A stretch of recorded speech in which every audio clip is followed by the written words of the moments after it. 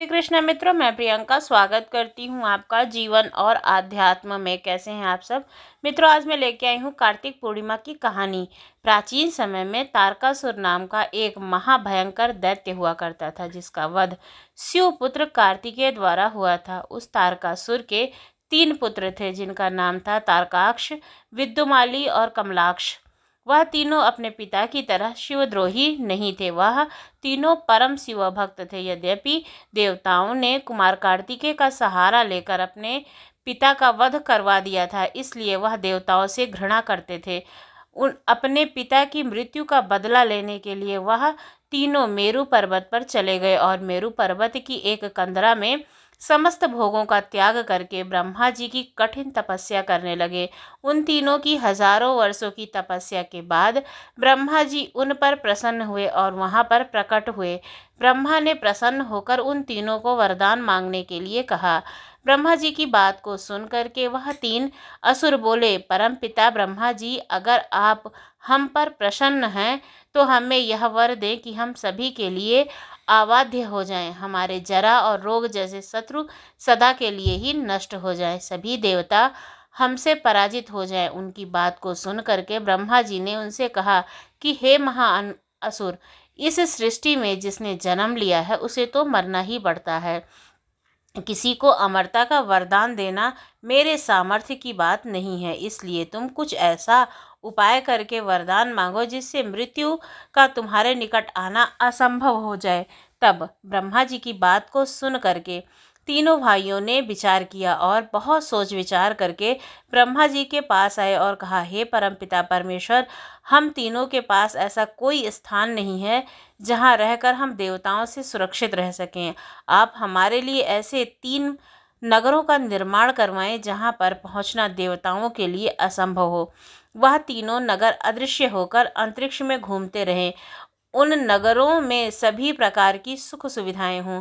उसके बाद तारकाक्ष ने सुवर्णमय नगर का, विद्युमाली ने चांदी का और कमलाक्ष ने वज्र के समान लोहे के नगर का ब्रह्मा जी से वरदान मांगा। वह तीनों शिव जी के परम भक्त थे, इसलिए उन्होंने सोचा कि शिव जी हमारा वध कर ही नहीं सकते हैं। यह सोचकर उन्होंने अपनी मृत्यु का विकल्प इस प्रकार पसंद किया।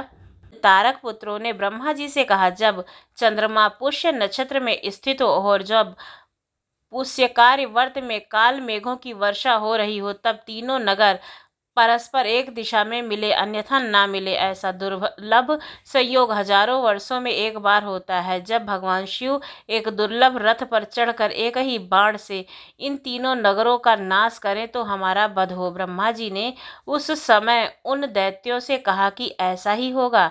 उसके बाद उन्होंने दानों, जो असुरों के शिल्पी हैं, उनका आह्वान किया और उन्हें तारकासुर के पुत्रों के लिए 3 प्रकार के भवन निर्माण करने का आदेश दिया। वह तीनों भवन वरदान के अनुसार स्वर्ण, चांदी और लोहे के बने थे। उस नगरों में कैलाश शिखर के समान बड़े बड़े भवन थे। उन नगरों में सभी वृक्ष कल्प वृक्ष के समान कामना को पूर्ण करने वाले थे।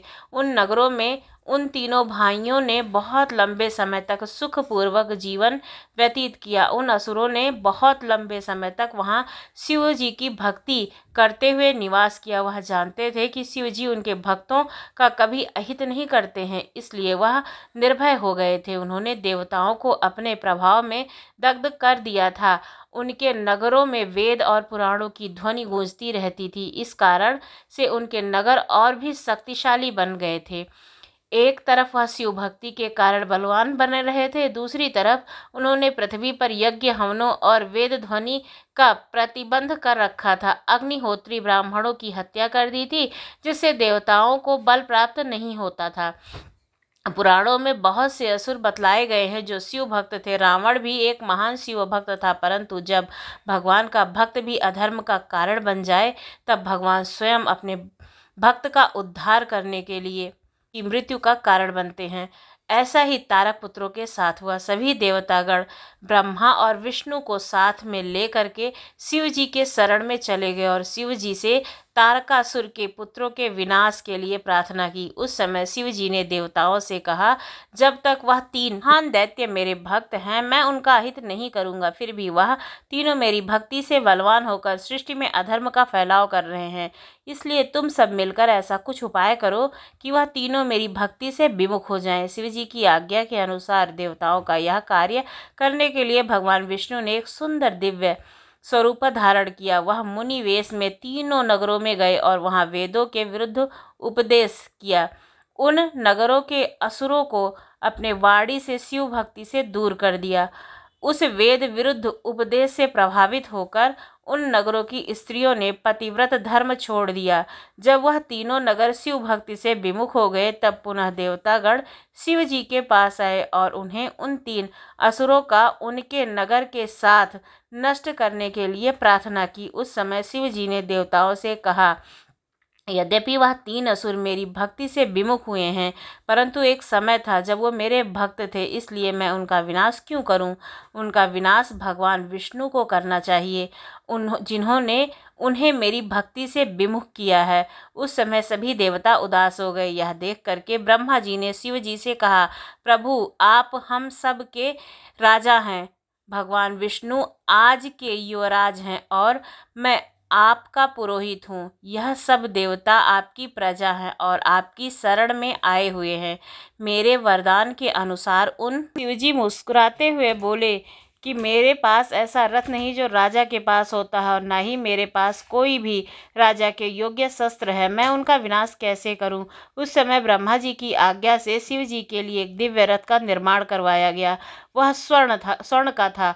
उसके दाहिने चक्र में सूर्य और बाएं में चंद्रमा विद्यमान थे। अंतरिक्ष उस रथ का ऊपर का भाग था और मंदराचल उस रथ का बैठने का स्थान।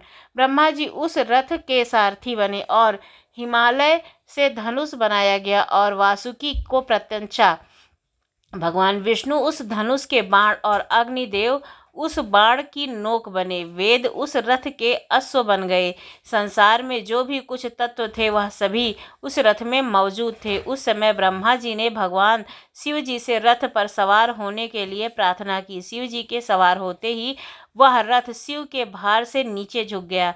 वेद रूपी अश्व शिव जी का भार सहन न कर पाया और जमीन पर बैठ गया। सबको लगा कोई भूकंप आ गया हो। उस समय नंदी जी उस पर उपस्थित हुए और उस रथ के नीचे जाकर शिव जी के भार को स्वयं सहन करने लगे।